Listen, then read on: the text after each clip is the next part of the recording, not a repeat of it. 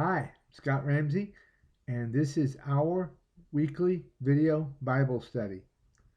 And we're going to be starting tonight on a new book of the Bible, starting on the book of Ecclesiastes. Ecclesiastes. We're going to start on that tonight. Tonight we'll look at an overview of the book and try to put together some of the keys to understanding the book. And then next week we'll jump into the actual verses of the first chapter. We'll do next week, I think, chapter 1. I'm sure chapter 1. I think we'll do verses 1 through 11. That'll start next week. But tonight we're going to do an overview of the book of Ecclesiastes.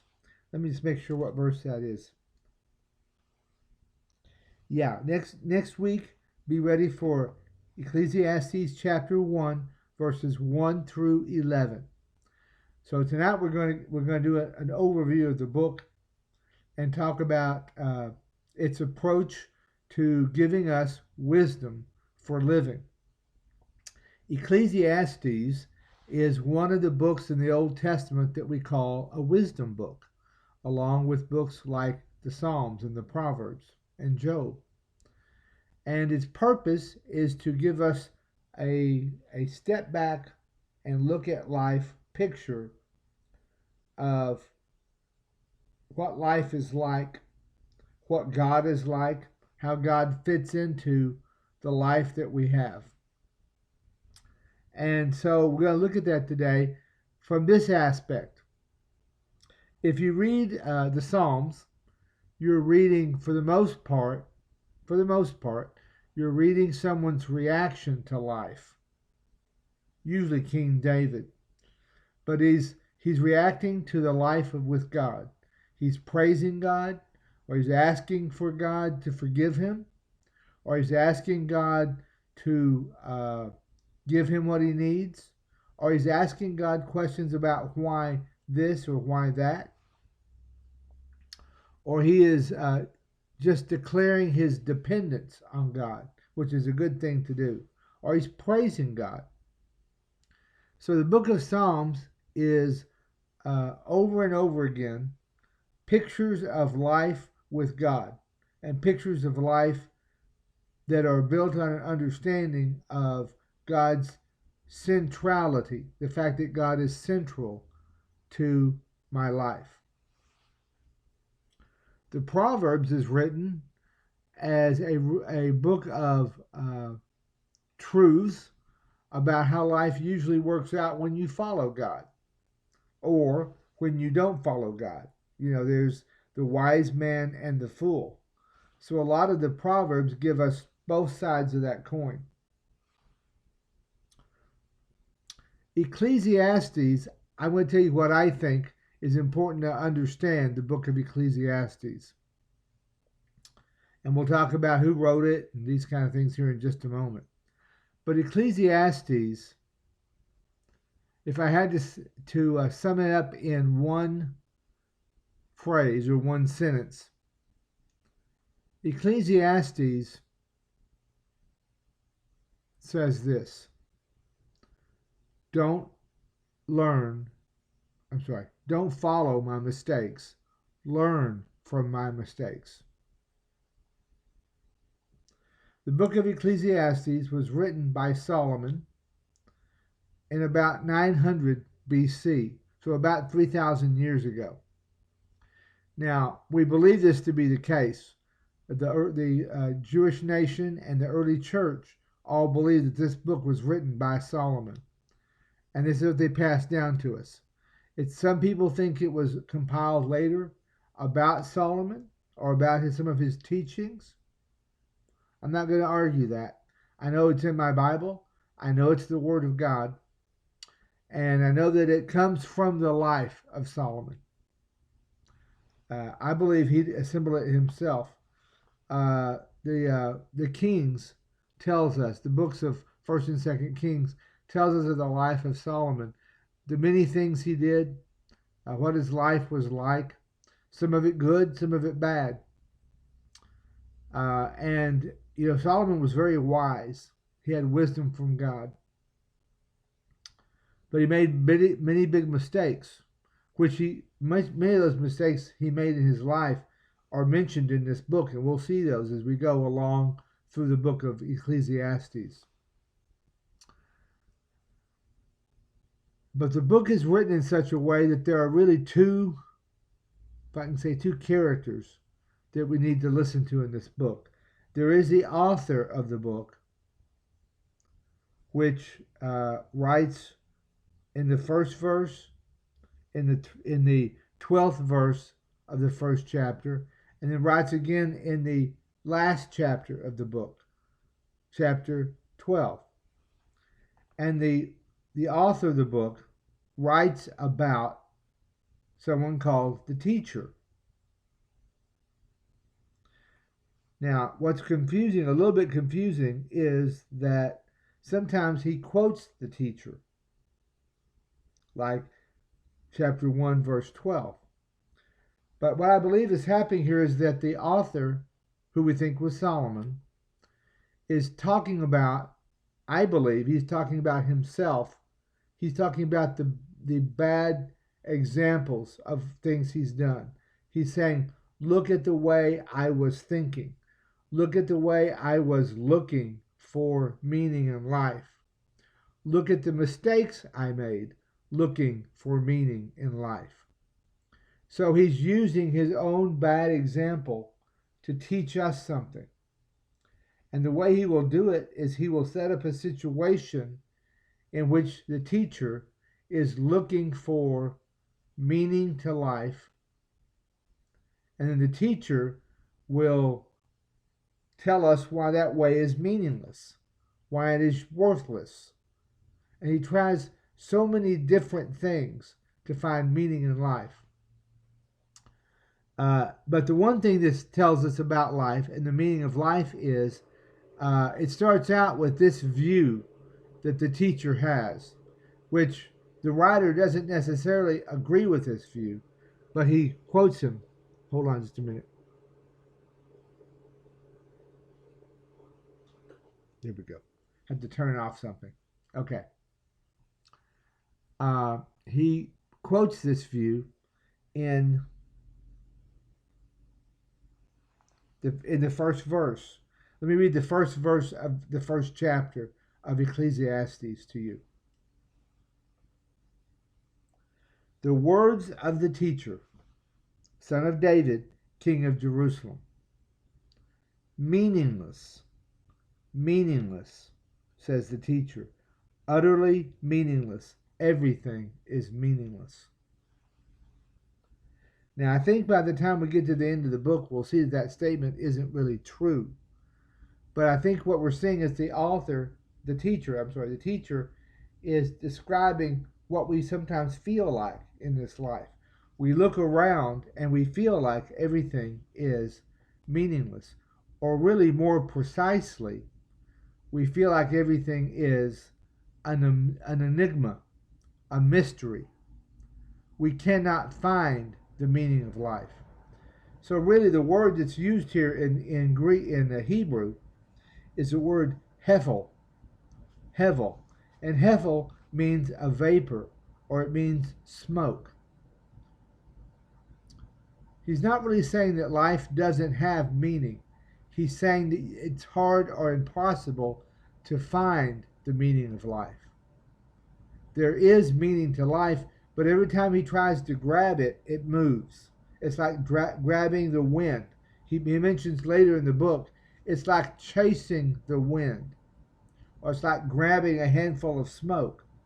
You can't do that. Smoke looks real. It is real. We know that smoke is real. It looks like something you could feel. But you try to grab it and it's gone. It's not in your hand. So it's there, but it's hard to grasp or impossible to grasp. And so I think here he's saying that the mindset of the teacher is that life may have meaning, but he doesn't know what it is, and he can't figure it out. And so what is going to happen in this book is the teacher is going to launch himself on this attempt to find out the meaning of life. Where do I get my meaning? Where should my life draw its meaning from?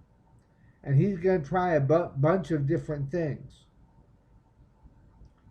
But most of the things he tries, most of them, not all of them, most of the things he tries do not take God into consideration.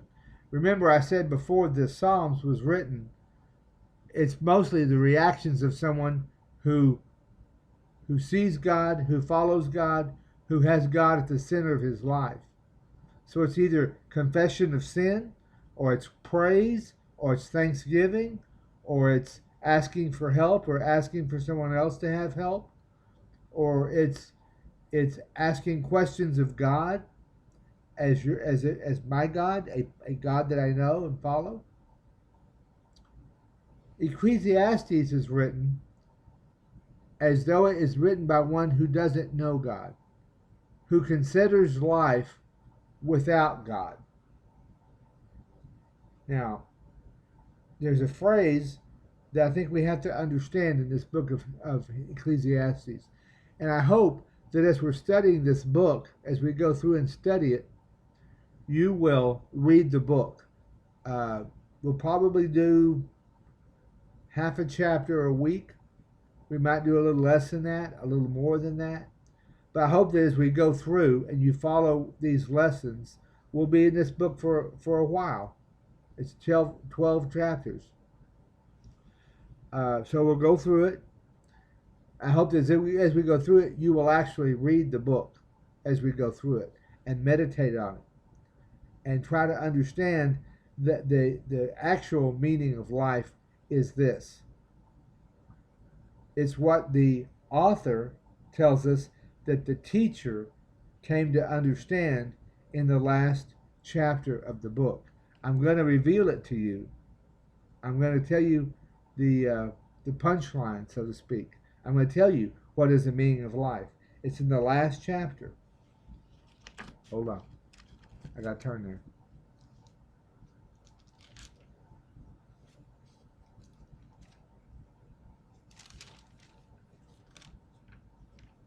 Okay. The last chapter.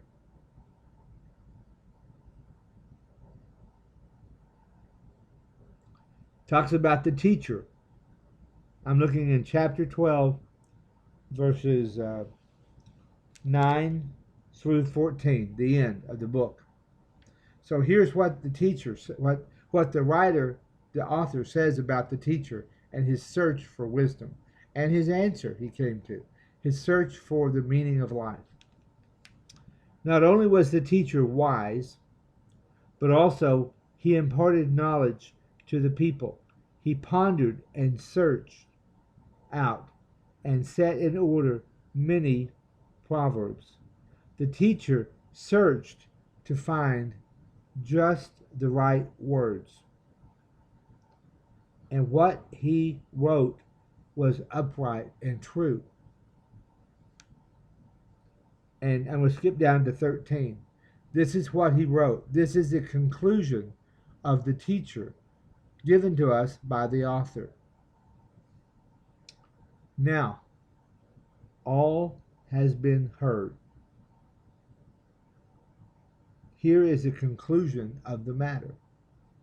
So here's the answer. Fear God and keep his commandments, for this is the whole duty of mankind. That's verse 13. So of chapter 12. It's the last chapter in the book. Now what we're going to do in the meantime is we're going to go through 12 chapters of the teacher searching out the answer. And he's going to try a lot of different things to discover the meaning of life. Now you might say, well, Brother Scott, that's me. I'm sitting here watching this. I'm already a Christian. I know the meaning of life. The meaning of life is just what you said. It's at the end of the book.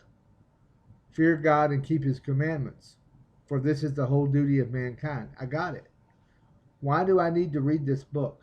What good is this book to someone who already knows that? Well, for one thing, I know it's valuable because God put it in the Bible. So that tells me it's worth reading.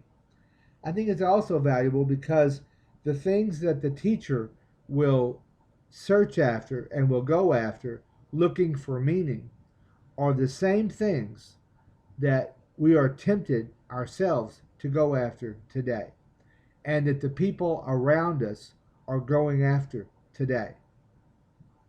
This book will explain for you and through you to others why those things mean nothing. And he's going to try everything to find meaning in his life. So he's saying, look at my life. I spent some of my time trying to find meaning in my life, trying to make sense of the hevel. There's this hevel. Remember the hevel? The vapor? The vapor? Life is a vapor. The meaning of life is a mystery. It was all around me. And I would try to get it. I would try to grasp it. I would try this. I would try that. I tried looking here. I tried doing this. No luck. No luck. In the end of the book, he realizes where the hevel is and who it is who will clear up the mystery. It is God. Really, towards the end of the book, he talks about the wisdom of God and having wisdom and seeking wisdom. And he says, really, what you need more than the answers, what you need more than you need the answers, is God himself. This reminds me of a verse that I was studying this week with a men's group that I lead on Tuesday mornings at my church. It's John chapter 14, verse 6. Many of you may know that verse by heart. I'm going to give you a minute to say that verse. John 14, 6. It's a great verse.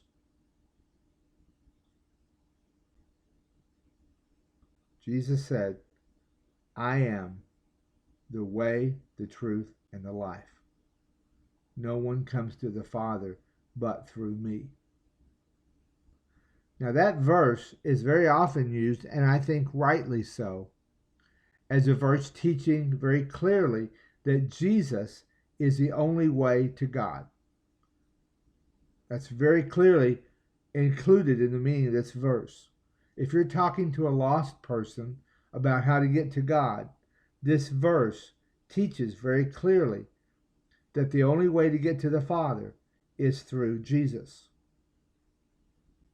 That's very true and very appropriate application of this verse. And most people who know this verse learned it and memorized it as a way of talking to people who needed to find Jesus, who needed to be saved, to help them understand that Jesus is the only way. And that certainly is taught in this verse. But don't throw this verse away the day you get saved. Because as a Christian, you need to every day remember that he is the way forward for you. Even if you already have Jesus as your Savior, you need him as your Lord. You need him as your shepherd. And the way forward in your life is always in him. He is the way forward. If you need answers about how to move forward in your life, if you're looking for the meaning of life or the meaning of your life, maybe you come to a crisis situation and you don't know what's going on in your life. Things that you thought were true fall apart. Things that you thought would never happen have just happened. You know, yesterday we saw some very dramatic actions in Eastern Europe. A step up in military activity between two countries in Europe. It's probably the most pronounced military encounter in Europe since the end of World War II. And it's, for some people, it's shaking their world. They never thought it would happen. I didn't know if it would happen or not. I thought it might. I thought it might not. But when things around us like that change dramatically, or when things that we are counting on happening don't happen, those things can feel to us like, I thought I had a grasp on what life was about. I thought I knew what I was supposed to do. I thought I knew the next step for myself.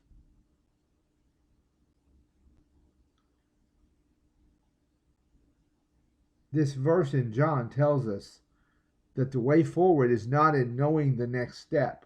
It's not knowing where the rock is to put your foot. The way forward is in the person of Jesus. It is in your relationship with God. He will guide you personally. He's not going to hand you a map and say, follow the map. He's going to take you by the hand and he's going to walk you forward. He is the way. It's true that he is the way to salvation. That's very true. And that verse tells us that. But even if you're already saved, you need Jesus every day to lead you forward. And that's what gets the hevel out of our way. And one day, Jesus is going to return. And when he does, all of the hevel will make sense. All of the smoke will be clear. All of the clouds, all the mist, all of it that confuses us and doesn't make sense and doesn't seem fair, all of that will clear up. This is part of the promise of God. But again, those times of clarity are not in me having deeper and deeper understanding. There's nothing wrong with understanding. Understanding is wonderful. But that's not my hope for peace. That's not the hope of glory. Where is the hope of glory according to Colossians? In my understanding the universe? The hope of glory? No. That's not the hope of glory. What is the hope of glory? Christ in us, the hope of glory. Our hope for the future is not in our ability to see the future. It's not in our ability to make sense of life around us. Sometimes life kind of makes sense to us. Sometimes it doesn't.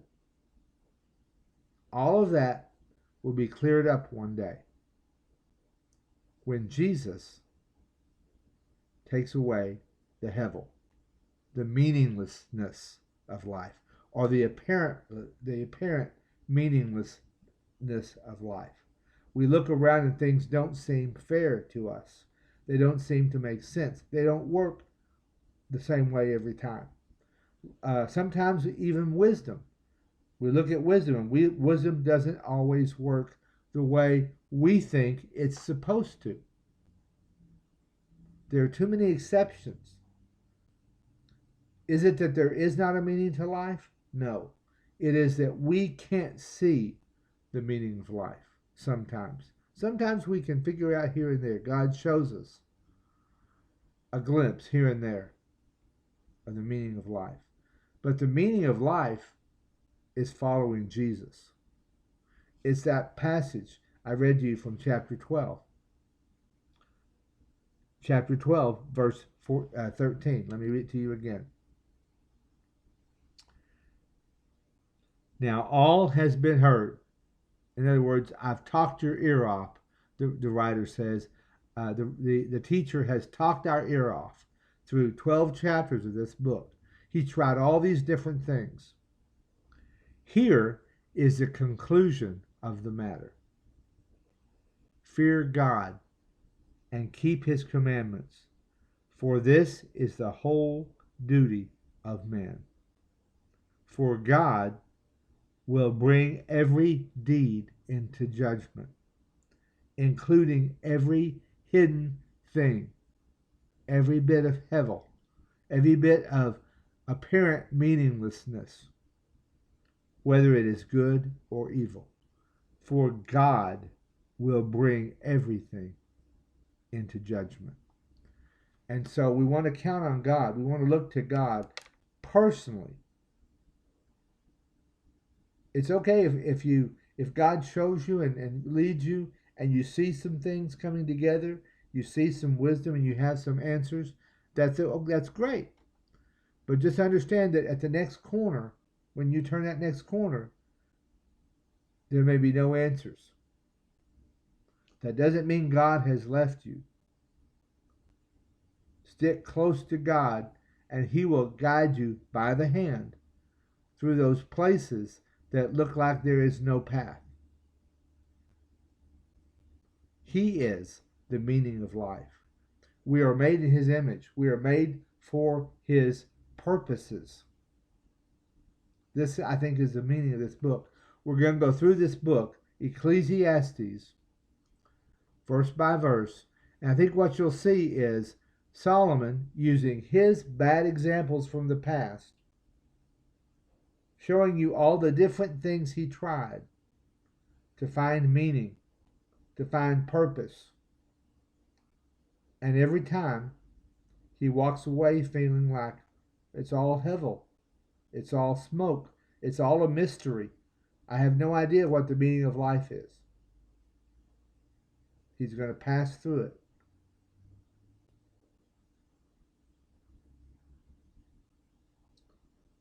You're going to see this phrase also all the way through the book. The phrase under the sun. It's used almost 30 times in this book. He'll say, this is the way it is under the sun. He's talking about an approach to life, an earthly approach to life. So he's going to say some things about what life is like in here that are not in line with the rest of the Bible. Because he's not saying this is the truth about what life is like. He's going to say, if you look at life without God, if you look at life without understanding the presence and the purposes of God, if you look at it just in an earthly way, this is how it looks under the sun, on earth, in this realm. He's going to say, in this realm, things are this way. Which I think if we look at that, we see that's what keeps us. If we look at things that way, if we look at things in an earthly way, we won't find the purposes of God. We won't be able to make sense of life and find its purpose and find its meaning. But we can find its meaning. And what we find in this book is a negative example of how not to go looking for it. So I helped you cheat on the meaning of life today. I showed you chapter 12, verses 9 through 13, or 9 through 14. That's the answer. But even though you know the answer, I want you to go with me through the book, verse by verse, and see what mankind often goes through looking for the meaning of life. We're going to look at it through the eyes of the author, who talks about himself as the teacher. And he shares his past experiences looking for the meaning of life. So it's going to be interesting. We'll read some things that sound kind of controversial, but I think if we understand them as, for the most part, some negative examples of his search for meaning, I think then we can understand this book a lot better. And we'll talk about that as we go forward. But be with me next week, Thursday. It'll be March. We're in February, just a few more days. But by next Thursday, it'll be March. I think that's right. Yeah. And so we will look at the first chapter, verses 1 through 11. 1 through 11.